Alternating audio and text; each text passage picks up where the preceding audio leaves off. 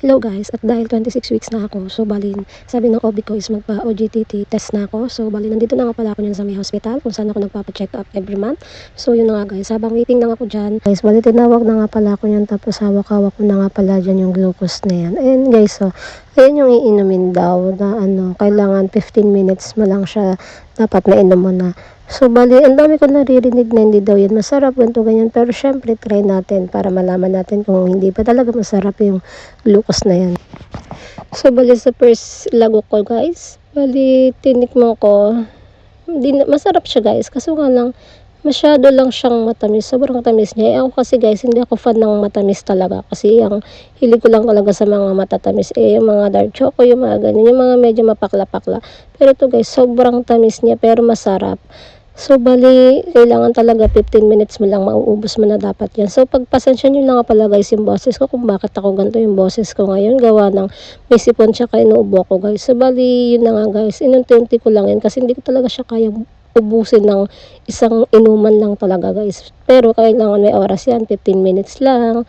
So, bali, dapat nga pala guys kapag ka magaganyan ka is pag magtitake ka ng glucose nga pala guys, kailangan naka-fasting ka. Yung araw na yan guys, grabe, gutom na talaga ako guys. Kasi, syempre, alam mo naman pag buntis, lagi ka talagang nagugutom. Pero syempre, sacrifice lang para kay baby. So, yun nga guys, naubos ko na siya guys. At tuwang-tuwa ako niyan. So, bali, after pala yan guys, kukuha ng kanang dugo. 1 hour ang interval niyan. 3 beses ka nga pala kukuha na ng dugo guys, tapos 3 beses ka rin kukuha na ng urine. So bali ito guys, first kuha sa akin ng dugo, bali mag-aantay ulit ako ng another 1 hour para sa second na kuha ng dugo, tapos sa urine. So bali guys, agaantay na lang ako ng pangalawa at pangatlo. So bali 1 hour ang interval yan guys, kaya masyadong matagal din talaga ang itatagal mo sa hospital kapag once na magpapaglucose ka. So bali yan nga guys, naglakad-lakad na ako kasi nga naiinip na ako guys sakit sa puwet ka, upo. So bali naglakad-lakad na lang ako. Tapos check ko yung tiyan ko kung malaki na ba si baby, ganto ganyan. At dahil naka-jacket tayo, hindi naman siya masyadong halata. So bali guys, nakaka-boring din. Kaso nga lang syempre kailangan mo rin magtiis.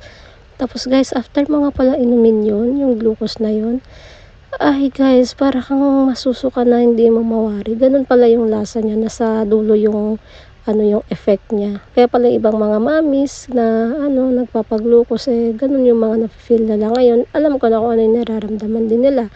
So yun nga guys, bali check ko lang yung sarili ko dyan kung okay pa ba ako. Kasi nga guys, nagugutom na talaga ako. Hindi ka pwedeng kumain hanggat hindi pa natatapos yung third na kuha ng dugo.